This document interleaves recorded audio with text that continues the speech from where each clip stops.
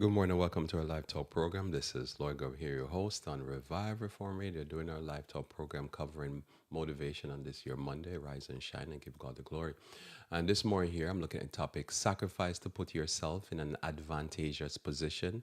So sacrifice to put yourself in an advantageous position. So welcome again and let us pray. Our Father who art in heaven, I thank you for the blessings of your word and the blessings, dear Lord, of knowing the end, to be able to understand what we should do in various different areas of our lives to be in a always a better position, knowing that the world we live in and how people are. May you bless us, we pray for Christ's sake. Amen.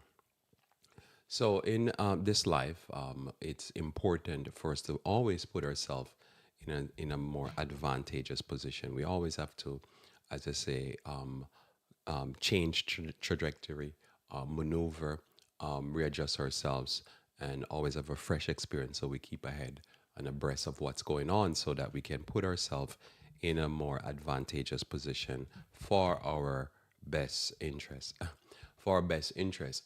And so we're continuing with the theme I started last Monday, which is my saints, those that have made a covenant with me by sacrifice. So now we're going to get a little bit more practical, as I think I'd outlined the concept here of covenant and sacrifice, that when you're making a covenant, whatever agreement you're making it, and it's an agreement that always has to do with sacrifice. And so it's important then, again, for us to take that concept in hand and work with that concept. So you're making an agreement, and it's always by sacrifice. And so we continue with that. And so notice here in Psalms 50, verse 4 and 5, and then 22 and 23, which is our main text from last week, and we continue into this week. It says here, He shall call the heavens from above and to the earth, that he may judge his people. Gather my saints together unto me, those that have made a covenant with me by sacrifice. Now consider this, ye that forget God, lest I tear you in pieces, and there be none to deliver. Whoso offered praise glorified me, and to him that ordered his conversation aright will I show the salvation of God. And so when we order our conversation aright, our lives aright, we can see the salvation of the Lord. We can see things working in a positive manner. And this is what we want to be able to do with our lives. And so whoso offered praise glorified me. So when you have a nudge of oppression and why people oppress others, you sacrifice to put yourself in an advantageous position. You do not lay yourself careless. And so you always put yourself in an advantageous position. If you, I remember, if you go to certain places, it's always important for you to mark the exits. If you go certain places, it's important sometimes for you to sit near the exit, or to stand with a wall behind your back. So when I was younger, this was the mindset, and as I get older, I realize in everything in life, you kind of have to do life like that. You have to aware of who is oppressing and why they're oppressing, and obviously anybody can be an oppressor, and that's how you have to look at life. Why? Because, by the sweat of our brow we shall eat bread. And a lot of people out there, they're trying to figure out how they're going to eat bread. But without sweating, by the sweat of your brow, they're going to eat bread. As I say, the phone rings all the time. And most of the time, it's not somebody calling me just to greet me or to give me an opportunity that's going to make me make some more bread. Most of the time they're trying to figure out how they're going to make bread off me, and they do less work. And so this is the process of life. So when you understand that process, you understand that sometimes you don't look at it as in the sense of sinner or saint, or in the sense of wicked and righteous. So you just look at it as human beings trying to figure out how to do life. And in so doing, sometimes purposefully or not purposefully, they will oppress you or put you in a bad situation. So you have to put yourself in a situation that you're aware of what you're doing. People cut corners. Sometimes it's just they're cutting corners and then bad things happen. Manufacturers do all kind of crazy stuff with cars and houses and all these type of things, and end up causing death and harm to people. I was scanning the news this morning and I saw that the church in Mexico roof collapsed and killed, I think, 9 people and how many people injured. Things happen, and it could be because, I don't know, I don't think there was an earthquake that happened. So I didn't read the article, but I'm assuming that it's something probably went wrong in the building construction. So people do stuff to cut corners and cause hurt all the time. And so when you're doing things, you sometimes have to check, double check, and even check a third time, because you're just dealing with human beings. That's why there's always building inspectors and stuff like that. What are that there for? Because that's just human being. So sometimes in church, I think people get to the point where they talk so much about grace that they become silly, and the society don't do that. They say, no, we need to have food inspectors, we need to have building inspectors, we need to have quality control people, we need to all of this stuff. Somebody need to double check. There has to be a manager, a supervisor in everything you do in life, because people will cut corners or just not do their work or be lazy. But you go into church, they kind of tell you that that's a false way of doing life, because that's judgmental, and they get very silly in that type of stuff and destroy their own lives. But I'm here to tell you that no, there's a reason why it is more advantageous to have somebody check a building. So if you have your house being built, you have somebody to check to see if the contractors are doing the right thing. That's not judgmental. That's not being whatever. That's just being pragmatic. That's just being realistic in life. This is just the life we live. You need somebody to double check. That's why there's a supervisor at every job and a manager. And because somebody need to do quality control, and that's what it is. And so does it mean that now the township that you say you're going to build your house, does it mean that they don't trust the contractors? It's not a matter of trust, it's a matter of process. But sometimes it's a matter of trust. It's a lot of con men out there. But this is where you put yourself in a more advantageous situation. And somebody said, but Lloyd, what about grace? Yeah, there's grace. But as I say, if you need your build when there's a storm, your house not to collapse on you, you just do the right thing and get yourself an inspector to do that. That's putting yourself in a more advantageous situation. And I know when you're in a church, the people spend a lot of time trying to tell you that you're just judging people if you do that. Well, I've been around for a while, and you've been around. There's a reason why it's good sometimes to have somebody knows what they're doing, work on your brakes for your car, because somebody you can trust, because when you need that break, you're going to hopefully that they did it right and put everything together right, because you're going to need it. So when you have a knowledge of oppression, you never sit back and make yourself get into a situation where countries after countries, you see countries. So what we're talking about here, you show me a country, and most countries seem like they don't understand what I'm going to talk about for the rest of these minutes. And they make deals and put themselves in a situation where you look at the deal they got, you say, why did they craft that deal that way? Why did they cross that covenant? Because it's all covenant, deeds and covenants. This is the process of life. You make a deal with somebody. And they craft these deals, and you look at the deal and you say, man, am I not getting something? This deal seemed bad, and I'm not even an expert. And then years later, the deal come out, the deal was bad, and I say, that deal was bad from day one. And you see people do that in their personal lives also, right? That they craft deals, and you look at the deals, you say, that deal is bad. It's not going to work out. And if you ever say something like that to them, say, you don't see you just crafted a bad deal for yourself, they'll start getting upset with you.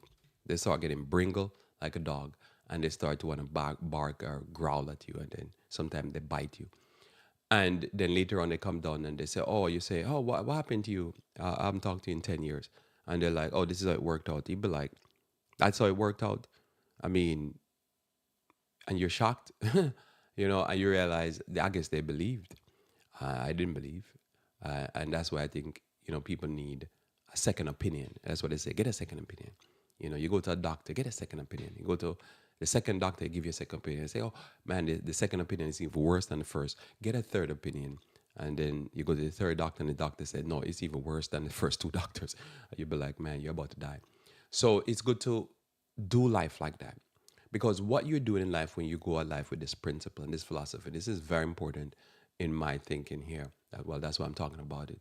When you have a knowledge of oppression and you see how countries get into this situation, companies get into this situation, and individuals, then you always work to put yourself in a more advantageous position so you don't get beaten up. And what it is that sometimes, most of the time, I would say almost all the time, you sacrifice to put yourself in an advantageous position. So sometimes while others are trying to go to, as I say, party, or they're trying to drink take drugs, drink alcohol. They're wasting the money in certain type of lifestyle, and you're there. You're just saving your pennies. You're doing what you have to do. Later on, you see them in a bad situation, and you say, "Man, you see, they didn't put themselves in that better situation. They tripped themselves up."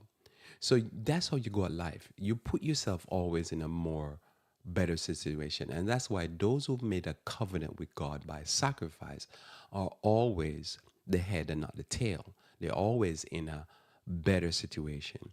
Because what it is as the world is going by and they doing their crazy lifestyle, they're getting whipped and they always have to do immoral things to try to save themselves, which whip them even more. This is what we're going to talk about today. And so you never put yourself in a situation where you be like, you can see that you set a trap for yourself or somebody set a trap for you and you walk into it and then saying you regret it. And if you do, as the Bible says, you work crazy to get out of that situation because we do make bad choices. I'm not even talking about mistakes. I'm talking about you just made a dumb choice, a bad choice. You saw the choice, you made the choice. And now you're going to have to own it and have to say, man, if I have to pray and fast, if I have to work overtime, if I have to beg, if I have to borrow to get myself out of that situation, I'm going to because I made bad choices. And sometimes the choices now are a mistake you couldn't foresee. You didn't see that it was going to work out this way. But when it work out that you're in a trap, you do everything to free yourself from that trap. The focal point is to get yourself out of the trap. The focal point is not to look good to people, not to look cute. The focal point is I need to get myself out of that trap. I got myself into a trap by accident or by purpose. But you always put yourself in a more advantageous situation. You never put yourself that you're going to depend upon Medicare, Medicaid, Social Security. Somebody said, but they're there. Yeah, they're there when you need it. But it's not your intention to depend upon that. You never depend upon certain things. And again, but if you don't depend upon it and you get it, even better. That's, as I said, that's icing on the cake and that's gravy. You know what I mean? But if you can eat your food without gravy, then eat your food without gravy. But if you get some gravy, well, you say thank the public for having a system like that. But you never put yourself in any situation that's gonna dare. And if you get yourself in there, man, you have to fight like whatever, fight to get out of that situation. And so to me, that's a process of life and that's a process of religion. You know, I've been in bad situation in religion and it came to a point where I'm like, no, I'm not going to stay in this situation. I don't care if I look bad. And other people are like, oh, what you think? You think the church is Babylon or you think church is... I don't think church is anything. I don't think I shouldn't be in that situation. If you want to be in there, man, here's $5. I tip you to stay in there. I'll pay some money for you to stay in there. Give that to the church, the offering. But I'm not staying in that dumb situation. But people want to, they like to kiss whatever. So I don't like to do that. So do not lay yourself careless. And that's my point there with the kiss business. To me, when I have that statement is something I grew up with and I hear that you lay yourself careless.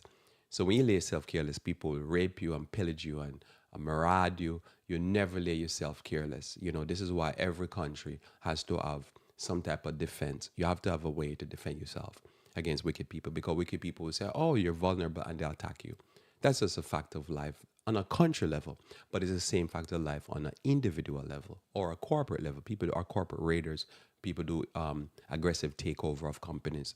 So you have to set yourself in a way to understand this is the world we live in. We live in a world where the majority of the society or the powerful people in the society think they're evolved, and their process is to eat and to pick off the weak. Evolution is a process. Think about it. A major part of our society get up every day, and what they teach their kids is that you're the top of the food chain, and this is about evolution. And the evolution is the survival of the fittest, and the strong eat the weak. Show me where that's not the fact. That's the fact of our society. And they teach it through documentaries in colleges, in elementary school, in high school. They teach it in finances, everything. It is all about the strong eat the weak. So just in case you think what I'm talking about here is not rock solid, this is to me the creme de la creme of the understanding of how the life we live. The life we live is that is not just Satan and Satan people from the churches and the corporations, but it's this educational system that teaches its citizens that it's just you pick off the weak. So if you think about, there's no such thing as, say, foreign policy. of any nation. The policy is what the people who work in the institutions believe. And they all taught that the purpose of life is the survival of the fittest, and you pick off the weak. It is the strong survive over the weak. And so you don't do foreign policy with, you can't make a covenant with people like that, because their aim is, there's never a covenant. The aim is that they're the strongest and they're going to pick you off.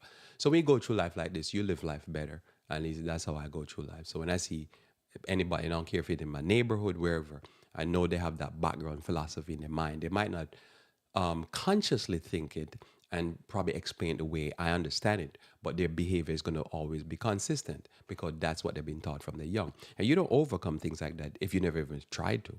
So I don't care if you're dealing with the president, the senators, the Congress people, the local people, the person on the side of the street. He's been taught and she's been taught from their children that you pick off the weak. And then you show me the history. Somebody could say, well, I don't think like that. Sure. But what's the history? The history is solid. So you never lay yourself careless. That's my point there. You never lay yourself careless. You always put yourself in a more advantageous position, because you understand what we're dealing with here. And you understand not there's Satan, and you understand the system. So the word advantageous involves or creating favorable circumstances that increase the chances of success or effectiveness. Advantageous mean beneficial. So you put yourself in a more beneficial position in this life. Now, here's the thing, it is increase the chances. Another word you could use there is a probability. So what's probability? Probability is what is the probable outcome? What's a probable outcome? What's a possible outcome? What is a more, so like say you would say in a probability you want to be probably be above 60%, 70, probably 70%. So you're saying if you have 10 events or 10 situations, you make 10 deals, you put yourself in a situation that there's a strong probability that 7 out of 10 you will succeed. If you do life like that, you do life better. So when you approach life, to me, the master process of doing life, not just existing as protoplasm or existing as something to live and die, is that in every area of your life, and this is what I've been dealing with all week, various different topics, every area of your life, you always put yourself in a more advantageous situation. And when you get into a situation that you realize you did it by choice or you got there by accident, you didn't plan to, that is a disadvantage you're at. You always work like hard to get yourself out of that situation and put yourself in a better footing. So again, advantages increase involve or involving or creating favorable circumstances. So you want the circumstances to be on your side, that no matter what, you have a better outcome. And a better outcome could be that you just have a better outcome independent of whatever. So I'll give you an example. Say a storm comes, and the storm comes and you're in a flood zone. The flood zone is a disadvantage. When it's dry and everything is good, great. You're flat, it's great. You can go for a ride. Bicycle, it's better to do that. Excellent. That's an advantage to go ride bicycle. But it's not an advantage when you're in a flood zone. So this is how you look at life. But if you're in a situation area that is higher elevation, you're at an advantage when something goes wrong. Now somebody say, Lloyd, why would you think like that? Well, if you're thinking like that, well, I'm going to try to explain to you in the next probably 40-something minutes that we have together. So notice that. So you always want to be in this life where you're always thinking in a tactical, because this is the society. This is the situation of sin. Sin caused this, number one. And all societies have been working like that from the moment Adam and Eve sin, and you start seeing it with Cain and Abel. Most actually, sin make it that Abel would never have thought about life like this. I don't think so, right? Because he was the first person to die, as we understand. But this is why people wear armor as alarm clocks, as not alarm clocks, alarms, as all kind of stuff like that, guns, all that type of stuff. Why? Because they're putting their situation self in an advantage, their situation that if something goes down, they have a fighting chance. This is why we drive cars with crash rating. The Institute of Highway and Safety crash these cars. Why are they doing it? Are they judgmental? Do they not trust the the car manufacturer company, are they judgmental on, they're not Christians? You see, that's, you get these things with church people, but in secular society, people are realists, and they just like, no, this is what we do, because they'll kill people. They'll design a car, the car look pretty and cute, and they kill people. Or the car was designed and nobody thought, what happened when that thing flipped? How structurally sound is the roof? And then all of a sudden they say, well, no, let's make the roof more structurally sound, because too many people are losing their necks when a car break. So you go in your car now, you don't think about that. But that was a rule put in place, I think, in the 90s or 80s, because the older cars, they were just a big hunk of chunk of metal, and that thing flipped, your head, it pancaked. And then they say, okay, that might be a mistake. We never think about it oversight. The car looked cute, but, and there was no, the A pillar on, next to the, to your left and the right, when you're looking through the windshield, was weak. And they said, no, to put the people in the advantageous position, we do this. Now you have cars with airbags, airbags on the side, airbags in the front, airbags in the passenger, airbags in the roof. Why is that? Because the A pillar was not good enough, because the car could pancake and stuff like that. And so they make it where you do all of that. Why? It's putting the person in a probability that they increase the chance of of living and not dying. So you always put yourself in a favorable position. We as Christians are supposed to be the vanguard when you come onto this. And I always state this because I want you to know, when you're in regular environment, you will not hear this. I always make you know what I'm saying different. Just in case you listen, it's like, what's different about me? I'm gonna tell you, don't listen to crazy people. You listen to what I'm saying here. You put yourself always in an advantageous position. More favorable circumstances that increase the chance of success, right? Or being effective. So as we go through this week, I'll be talking about some of those. I'll start here, but I'll go through some of those. Because again, if you're healthier, if your brain is sharper, if you have more knowledge in your head, all these different pieces, it just make it be that this increase your likelihood of being successful. It doesn't mean that anything is guaranteed, because you could do all of that. You're going down the road and your car, since I'm talking about cars, your cars flip and you die. And you have 6 airbags, 7, 8 airbags in your car, let them go, pop, pop, pop, pop, go off fast within a split second. And the accident was so bad, somebody was drunk, came and take you out. I'm not preaching that, but I'm just saying this, the reality of our life. But if that doesn't happen to you, some freak accident, something happened outside of the ordinary, stray bullet hit you and all of that. Just going through life on a regular basis, every single thing you do to increase your chance of success is putting yourself in a more favorable position, so that you don't become a victim. You don't want to be a victim. We do this, and I do this because not only is this, I'm teaching this, I learned this because I've learned in the past I became a victim. And I realized that, oh, the other people around me are becoming victims. I don't want to be like them. So I always put myself in a situation where I don't become the victim. And there's situations in my life currently that I think that I'm in a kind of a negative position. And so I work to try to undo those. Again, if you have a storm, you live in a flat area or an area that's prone to flood, you're in a bad situation. Okay, say you didn't think about that when you bought your home or you rent your home. But now that you're there, you say, I'm going to put myself in a more advantageous position. Now, again, you could live on the shore area, and you live in an area where it's a flood zone, and you want to live there. Okay, great, live there. But at least be aware of where you're at and have your plan, your backup plan ready to go. But there's people who don't think like this, and then they can't believe it when it happened. I'm like, you live in a flood zone, you can't believe when a flood happened. You always put yourself in a situation. Same thing. If it come to a storm, again, if you don't regularly have storm, then it might not be needful for you to have a generator or something backup. But if you're in a situation where it's easy for you to lose power, then you just deal with it. It's just part of the expense of life. Just do things always to make yourself be more beneficial. So I'm going to start out with the negative and then I go to the positive, but some of the negative to teach a positive. In Luke chapter 15, verse 11 onwards, Luke chapter 15, verse 11, it said, and it says, and he said, a certain man had 2 sons. The younger of them said to his father, Father, give me the portion of goods that falleth to me. And he divided unto them his living. And not many days after, the younger son gathered all together and took his journey into a far country, and there wasted his substance with riotous living. You never do this. This is not a good position to be in.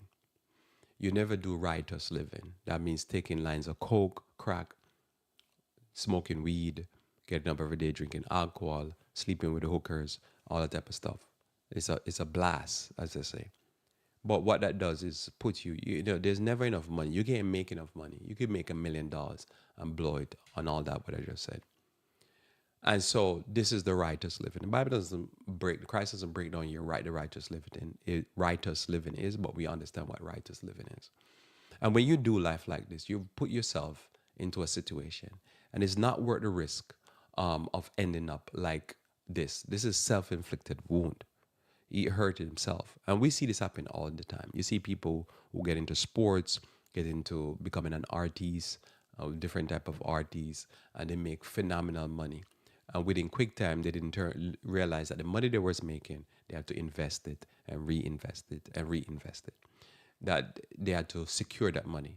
It's in this life, a big part of what we have to do is make money, but another part of what we have to do is we have to preserve that money, and we make our money too hard that we can't blow money like this. But what happened here? So this is what happened. This is sometime part of what I'm saying. He's probably not doing something per se wicked. What he's doing is doing what they call young and ignorant, and he didn't work for it. So when you see most of those stories of people blow their money quick, a lot of time it's people who didn't make the money. They inherited the money, or they got it fast. They made the money fast. In other words, I'm not even talking about illegal money. I'm talking about legal money. The person worked for the money, but they made it so quick. You know, imagine you can sing beautifully, and somebody come and say, listen, we write you a contract, and first year you get $1 million, and you're 18. You know, that would mess up most people. Because I don't know, when I was 18, and most 18 years I've ever dealt with, if you gave them enough money where they could buy a house, spend $500,000 on a house, buy an expensive car, buy this, buy that, and still have money left over to go party, blow money to buy coke and stuff. That would affect most people. Most young people at 18 doesn't have the maturity to deal with that, even in today's world. And that's been from I'm young, and still $1 million is still a lot of money, even to this day. You know, when I was young, you said this person is a millionaire, and somebody made a contract and made $1 million in 1 year, and you say, how did they blow it? You can see, I just told you, $100,000 car, $500,000 house, that's 600,000.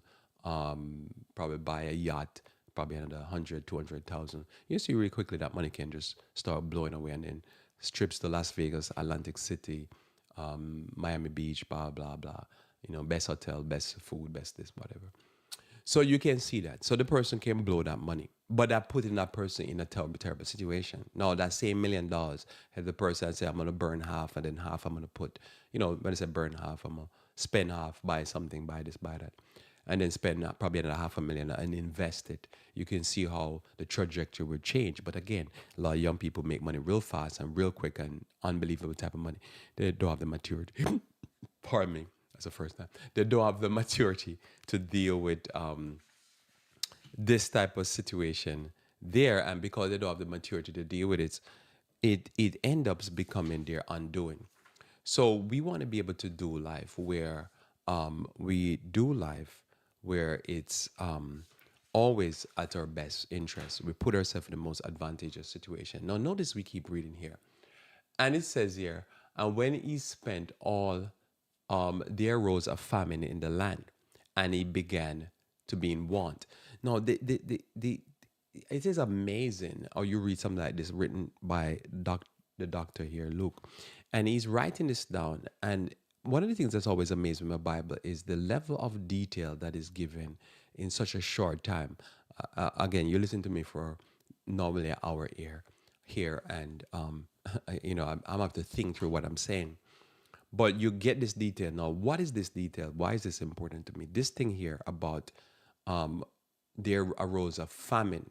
Now, this is part of this life that makes this life so difficult to deal with, and you always have to put yourself in an advantageous situation, because we don't know next week or next month or next year what big thing go down. We could make all kind of thinking and say gonna go this way, and sometimes we could have an idea that something bad's gonna happen next year, and it doesn't happen. It don't manifest.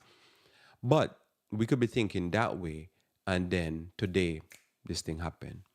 You'd be like, and I wasn't prepared for this. I didn't have a rainy day, and the rainy day came. I was reading, I think it is in Minneapolis or somewhere over there. There was supposed to be a marathon, 20 something miles rides plus, and it's a big race. Normally, a lot of people participate, but the weather was 90 degrees, and I'm thinking 90 degrees in that cold place. That place is normally cold. I think they say it was the hottest day of the year or something like that.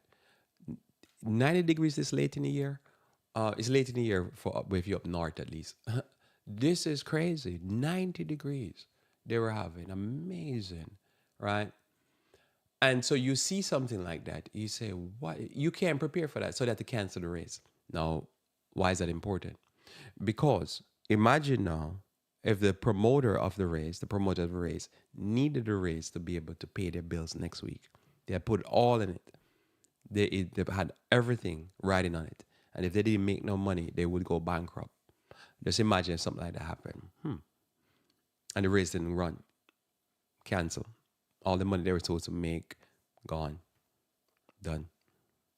They have to fold because they put everything on it. So probability is that you always have to have a backup plan. You always have to think, what if this go wrong? What if this doesn't go out? You see, if the prodigal son, what they normally call him, but the son that wastes he lived a very wasteful life. If you take half the money and burn it, then he'd have some of it. Then probably he wouldn't be in this situation, right? But then he'd probably say, "I have more to party." He would just probably party until it's done. So it's just the mindset. When you're in this mindset, you don't think like this. So I'll move on. So and when he had spent all, there arose a famine. Now, why the famine couldn't come before he spent all? So he could realize, oh, I need to stop. So life happens. This is how I look at it. Life does happen. Things happen that are outside of our control.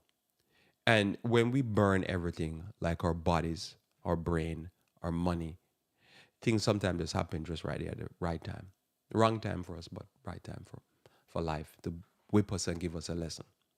And he began to be in want. He'd be like, oh, my money done. And he'd be like, man, I'm out of want here. You don't put yourself in this situation. This is a bad situation to be in. And he went and joined himself to a citizen of that country, and he sent him into his field to feed swines. This happened all the time, but this happened into our day. And some people, they didn't waste their living. Some people, their country is dummy. And some people, their country didn't do the right thing for them, and so they have to go into a foreign land and to be feeding pigs. Come on, you didn't get that one. Well, I don't do that with preaching. Think about that one, right? Some country is the country, the leaders are dummies, and the leaders are not taking care of the people, so the people have to immigrate or go somewhere and find themselves in the same situation. Sometimes the famine is in their land, and they have to flee the land to go somewhere so they can eat, because the leaders of the country waste the money of the country on righteous living. So think about that. There's many countries today, you see people are refugees from that country. But you look at the leader's lifestyle, and the leader's lifestyle is the prodigal son's lifestyle. The difference is they're living a righteous living on the back of the poor people with the resource of the country. Instead of putting the resource of the country into the people, they're putting the resource of the country into themselves. I think I'd heard that when there was, I think Morocco had an earthquake recently, and the king of Morocco was in France at one of his chateau or palaces in France when the earthquake went down. And so you look at it, you look at the infrastructure, the buildings, you say, who is the building? Usually for fire the people who, oh yeah, they wouldn't do certifying buildings for earthquake and stuff back then. But some of the buildings were old, so they couldn't withstand an earthquake. But where was he? He's out in another country. You look at what's going on in Niger. You look at the leader of that country. He's living large. His son is living large. They catch him with how many money when they overthrow him. But he's stealing all the money, living abroad, living rich abroad, while his country is in when the poorest country is on the planet. So sometimes the leaders of these countries are living the prodigal son lifestyle. I go with that because that's what they call him. But this wasteful lifestyle, the leaders are living this wasteful lifestyle, wasting resources of the country. So their countrymen now have to find themselves now because there's a famine in that country because of the leaders, because leaders never prepared and put the country in an advantageous situation. They have to flee and go somewhere to go feed pigs amongst foreigners. And that's the reality of many of our lives. We find ourselves in situation because our leaders are dumb and they're very silly and they're living as if they're 5-year-old or 18-year-olds running a country, and they're 50, 60, 70 years old running the country like they're children, buying all kind of toys and stuff like that while the country is starving. So you can find yourself in that situation, which no we call it, there's no, you didn't do anything, you're just born in that situation. And many people are born with, as I call them, idiot leaders, and that's what it is. And so you got to get that this is just part of our lives. Sometimes we, even within the United States, you have states that are run like this. The people are more focused on white nationalism and abortion and other things like that. They don't care about education and jobs for their citizens or the people in the state. And so the people just constantly living poor. I do not understand. If I was a leader at, say, Mississippi, Alabama, I would ban all mobile owned homes. Everybody have to live in a home that could be withstand at least a AF3. That minimum to me. I would be like, no, we got to take care of our people. I mean, there's cars that are safer in a hurricane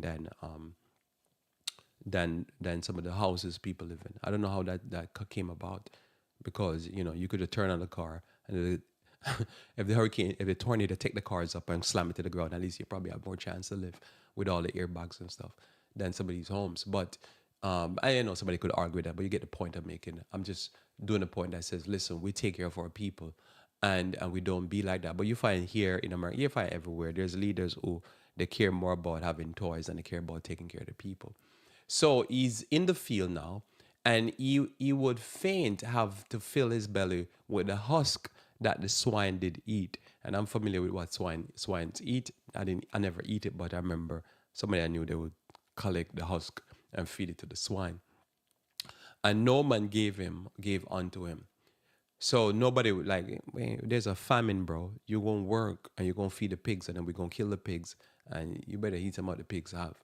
And this will happen to people all the time. You'll have to be trying to um, grab food out of pigs' mouth to eat, especially when in a foreign country. And this has been the story of most people who come to a foreign country. They have to be trying to rob pigs for food, so that they can eat, because that's what the foreigners going through, especially as a downturn. Forget about a downturn. I remember the last downturn in 2008. Somebody I knew was at a co-worker, and a co-worker rented a box truck, no, bought a box truck, filled the box truck with all he can fill it with it, and drove it straight back to Mexico. Straight back to Mexico. He just, and all the way back to Mexico, because he saw the downturn. He was here, 2008, and he said, listen, I'm out, because I know we have a famine now and it's going to be tight, and I'm just head back home. And that's what he did. Because what you're going to do if you're in that situation, you're going to be feeding, you're going to be stealing food from pigs. You don't want to live like that. This is a terrible situation. You always sacrifice and do what you have to do to not get yourself in this situation. He didn't do that. He put himself in that situation. And life comes when there's famines. And he says, and he would faint, fill his belly with the husk of the swine. And when he came to himself, he came to himself, he said, I'm heading to Mexico. He said, how many hired servants of my father's have bread enough and to spare, and I perish with hunger? Be like, man, I'm over here robbing the pigs. And the servants of my father, like, listen, they'd be like, they could, with what they have, they could feed me. And I'm over here hungry. What am I being dumb? He says, I will arise and go back to church and go get rebaptized. And I will say unto him, Father, I have sinned against heaven and before thee, and I am no more worthy to be called thy son. Make me one of thy hired servants.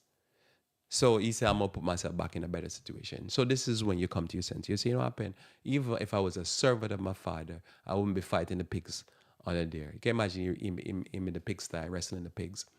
So you never want to do that. Luke chapter 16, verse 1. Luke chapter 16, verse 1 through 6. So we never destroy our credibility. And if we do destroy our credibility, we don't do what this crazy guy do. We do everything to restore our credibility. And we take the L and we don't dig deeper. See, this guy here is digging deeper. Let me read it to you. You see what I'm talking about.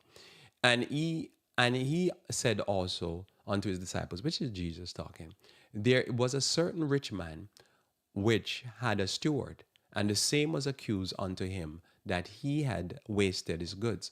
And he called him and said unto him, how is it that I hear this of thee? Give an account of thy stewardship, for thou mayst be no longer steward. So he said, well, what I hear? You ripping me off, man? And he'd be like, oh yeah, I'm ripping you off. But he didn't say that, but that's what he was doing. But the steward, the owner of the property, who gave a manager, so this would be like we have different managers, right? So you can have an investment manager, you can have a manager, the property manager, whatever. And he's telling you that says we have 80% occupancy and 20% of the apartments in your complex is not being rented, while he has one of a friend living in the apartment. So you have 10 apartments. That's a commercial property, right?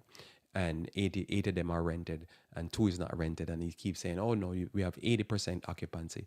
And now next thing you know, you go there, be like, what did I hear? When your friend living in my apartment and not paying no rent, you're robbing me, man. So this happens all the time in various different ways. So you understand what's going on. So notice here, then the steward said unto himself, what shall I do? For my Lord take it away from me, the stewardship. I cannot dig. To beg I'm ashamed. You should go beg. I'm resolved what to do, that when I am put out of the stewardship, that they may receive me into their houses. Ooh. We're going to do some criminality here. Notice here. So he called every one of his Lord's debtors unto him and said unto the first, how much owest thou unto my Lord? And he said, 100 measures of oil. And he said unto him, take thy bill, sit down quickly, and write 50. So we're going to split the difference. So when I get out, you owe me, man, because, you're only going to owe 50 to the Lord. I just rip off the Lord even more than I was ripping him off. So I can get a parachute. This is a golden parachute for CEOs and stuff like that. So here, okay, so his credibility is destroyed with his Lord. The Lord's going to fire him. Now his credibility to me is destroyed with the people that he do, because he now get him to be a criminal against the owner of the company, and then his credibility is just totally destroyed. He's just done bad. You don't want to be in that situation, because would you trust him? I wouldn't trust him. Would you have him into your house? I wouldn't have him into my house. This guy credibility is shot. All right. So we don't, again, this is another situation that we do not put ourselves in situations like this. We don't want to be in situations like this, because when we put ourselves in situations like this, it's easier for us to just lose all credibility and just go total slimy. And, you see people do slimy stuff all the time, and they put themselves in a situation where it makes it easier for them to slip from just being a little crooked to real crooked. And I see this all the time. You can put yourself in such a bad situation that you're just messed up. So that's why I always say, especially if you're a female, have a career, have a trade. Especially if you're a female, you never want to be in a situation where, as a female, you're in a situation where you're dependent upon a guy, a man. It's just never. It's just a terrible, terrible thing to do. You rarely see people do that and it works out well for them, because you're subservient. If you're black, you never want to be in a situation where you're in that situation, because you're just in a terrible situation. If you live in a black country and you're listening to me, you probably need to take over the government, because your government is going to put the country in a bad situation. It's just like, it's probably not a good thing if you live in black countries, because most of the government are silly.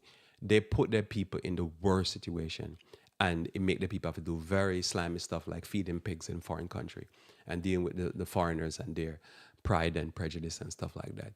But that's the world we live in. So you do everything you can to not be in that situation. You work for a company, you cannot burn all your money. Never burn all your money. You have to put aside some of the money. You have to invest some of your money, because you never want to be in any situation in life where you are beholden to anybody. You respect people, you put in your hard day's labor, but you just don't put yourself in that situation. It's never good. People always abuse you. It's just a fact of life. That's the life we live. In Judges 16, verse 20, remember, it's when you deal with harlots and hookers and whores and stuff like that, they always turning tricks. It's never in a situation to be in a relationship with a whore. That's just a fact. Whether it be a whorish woman, a whorish, a prostitute, somebody that's literally just saying, I'm doing it for the money. Or if you're in a situation with a whorish country or whorish leaders, you just have to take care of yourself.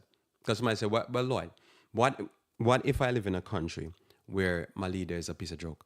Then you have to do everything you can to settle up your business and your affairs because you know it's going to go south. This is a fact. This is going to go south. You always prepare because you just always know we have silly leaders. Judges chapter 16, verse 20. Judges chapter 16, verse 20 is the text I'm talking about here. So this is talking about Delilah. Delilah is the name right there. She comes up, her name comes up a little bit earlier, but one verse. We don't need a lot of verse to deal with Samson. And she said, she's talking to Samson, the Philistine be upon thee, Samson. You never want to be in that situation. What? You'd never put yourself in a situation. He was not supposed to be there. But again, just think about it. No self-discipline. The strongest man on the face of the planet, period, without steroids. Hey, the guys, the big, some of these guys out there, they're so humongous. It's amazing what drugs and alcohol, no, drugs can do to you, like steroids and stuff. But anyway, side note. So Samson now is in this situation. And that statement to me is one of the most devastating statements. I pray to God that you and I never get into a situation where we hear something like that. You're there laying down in your house or in a hotel room with a whore. And the whore says, Samson, whatever your name is, the Philistine is upon you. That's just a terrible statement. This is not a terrible statement. How did he get there? You know the story, so I can't tell you all that. That's a study in itself. And she said, the Philistine be upon thee, Samson. Bad situation to be in. We always want to put ourselves in the most advantageous position.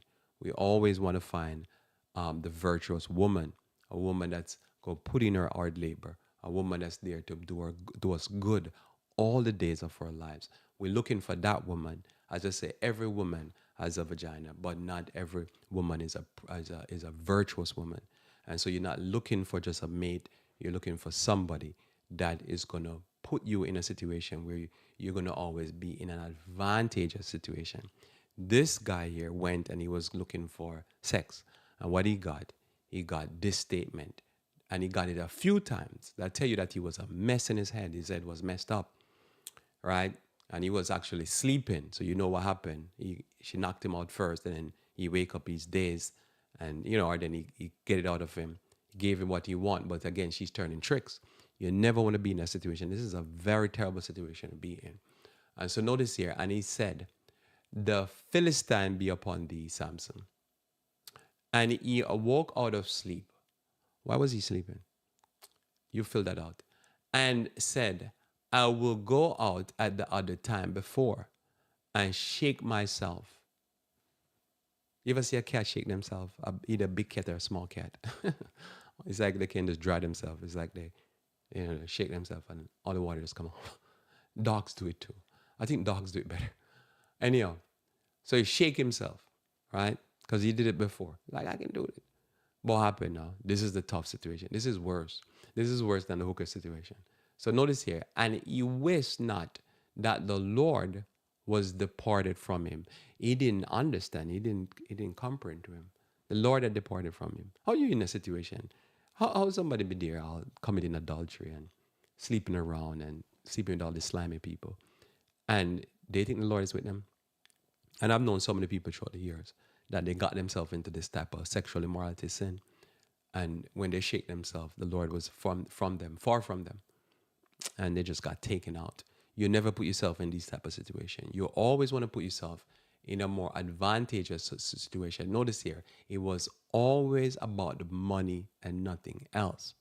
So the moment somebody comes along and say, I'll give you more money than what, I don't even know, was he paying her? Yeah, I'm sure he could pay her because he could go destroy a town and then bring her the spoils, and then she'd take care of him and put him to sleep. And so now They come and say, we take care of you. We give you the money. You money you want, we give you the money. Do whatever you want to do with him and just tell us, get from him whatever. We can take him out. And she got it and he's out. He literally was out. Lights out. I mean, lost his eyes, you know the story. So that's a bad situation to be in. You don't want to be in that situation. You never want to go in a relationship and thinking that says you're looking for just sex. If that's your relationship, you're just messed up.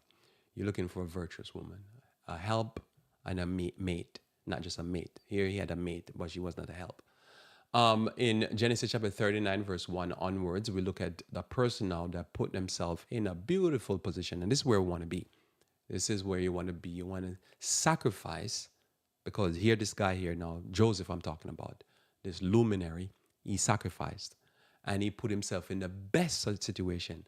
After him, the children of Israel became enslaved. So there is a situation here, and this is I was supposed to get here longer so I could spend a little more time on Joseph.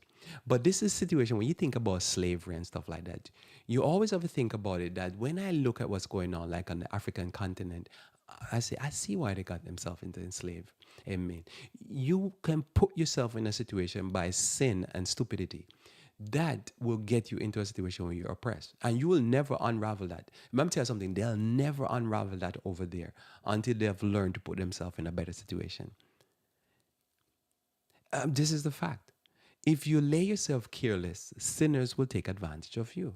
And will put you in a situation that you can't imagine, because you have to sacrifice and you have to educate yourself and prepare yourself that I'm not going to put myself in a situation. Now, somebody could physically pull a gun to my head and kidnap me, so to speak. But not me just carelessly putting myself out there. They have to be violent against me. But these people, if you look at what's going on today, they seem like they're not in a better situation than they were 400 years ago.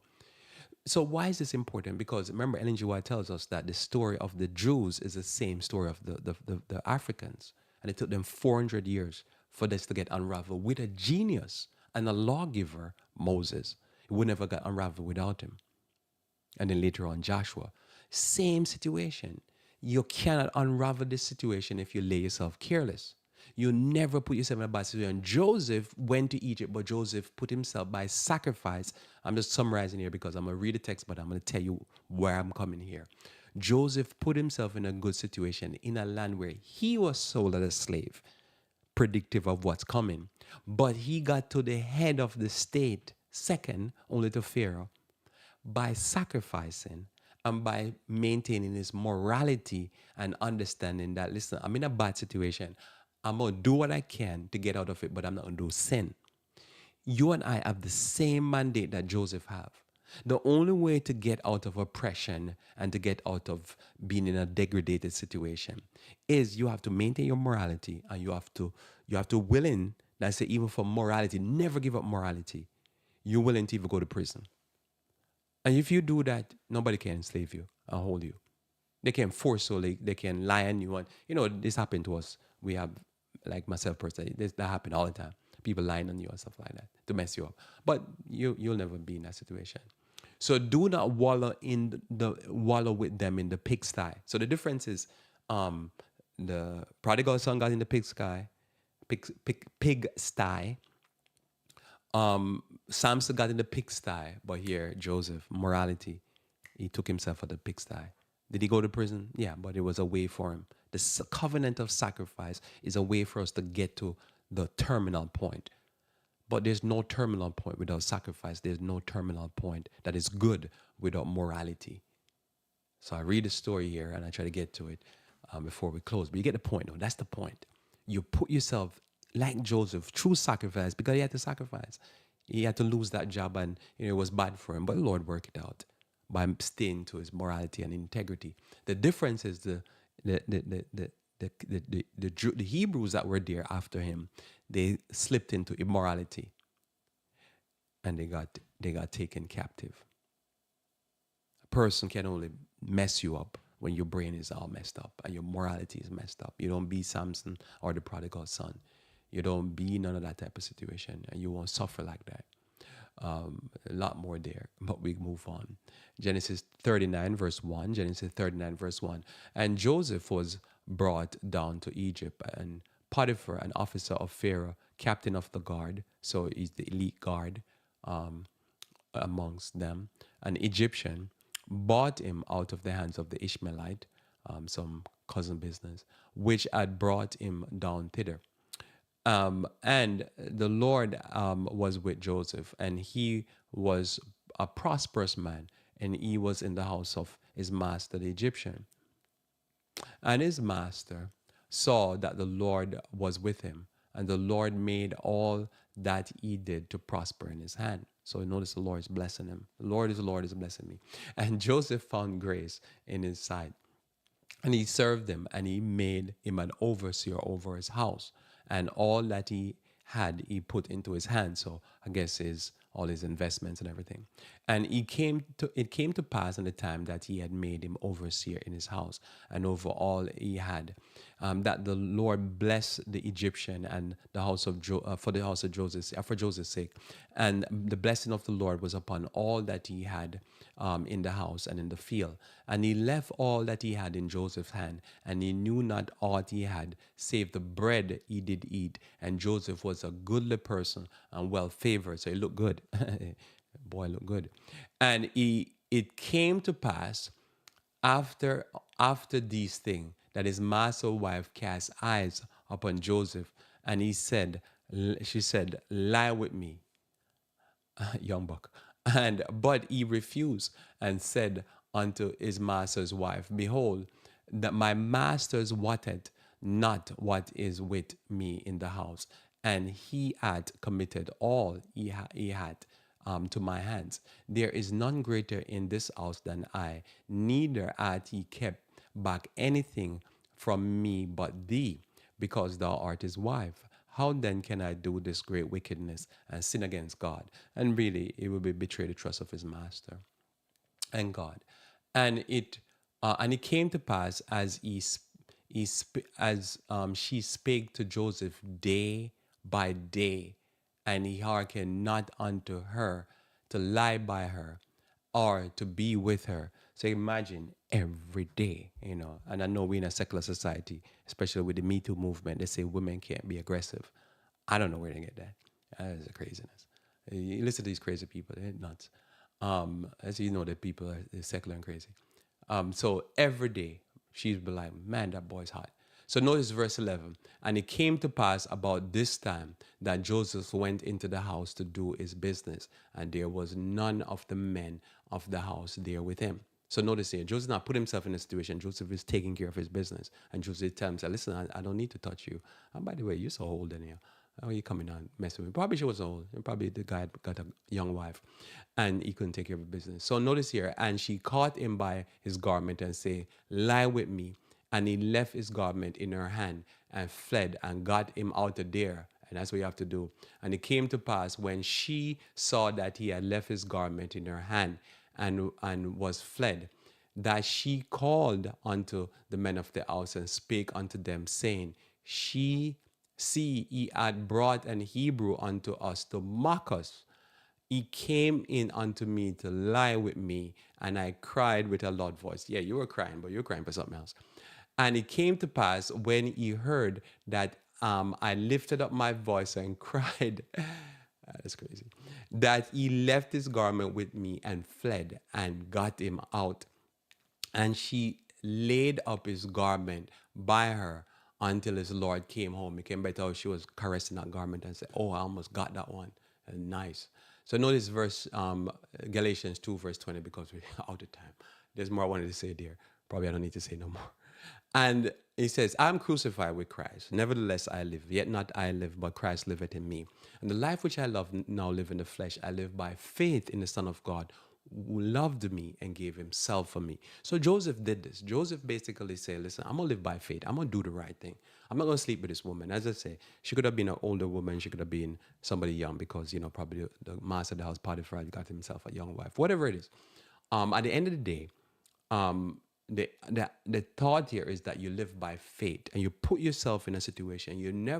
An advantageous position never remove morality. You always make the moral choice, even if it costs you. Because in the sweet by and by, in the long run, what happens is you always get yourself in a better position. But when you lose your moral compass And when you compromise sin, you do all kind of evil. What you do, you put yourself in a bad situation. It always turn out bad. If Joseph had failed right there, it would have marked him for the rest of his life. And he would have ended up being after being in a relationship with her, and then she would have given it to him if it came down to it, because she'd say, "Oh, he did whatever," to make herself look good. Notice what she did, because he said no. So you know it wasn't going to work out. So in this situation, you never get yourself in those sort of situations. You maintain your faithfulness. You find yourself your wife. You find yourself someone that can help you in life. You put yourself always in a situation where you know, even if your country leader is trying to lead the country to eat the people, to be refugees and to have pigsty, you do whatever you can to not be in that situation. And if you get yourself in that situation, you find yourself in a foreign country, well, what you have to do, you understand, they're going to abuse you. You have to do your best to try to circumnavigate and overcome the people in the country and try to do better. This is just the fact of life, and this is how we have to live life. Let us pray. Our Father, who art in heaven, I thank you for the blessings of this day and your word. And I pray the Lord, you may lead us along, that we might always pray to thee, believe in thee, and follow thy leadings, that we might be able to get out of these traps that we can get ourselves into, or others can get us into. May you bless those that are listening here. May they truly, dear Lord, always be tactical in this life. This is my prayer in Jesus' name. Amen. Well, thanks for being with me here on Revive Reform Radio. Looking forward to talking to you again live when we talk about church-related matters tomorrow. Until then, I pray that you may continue to walk with the King.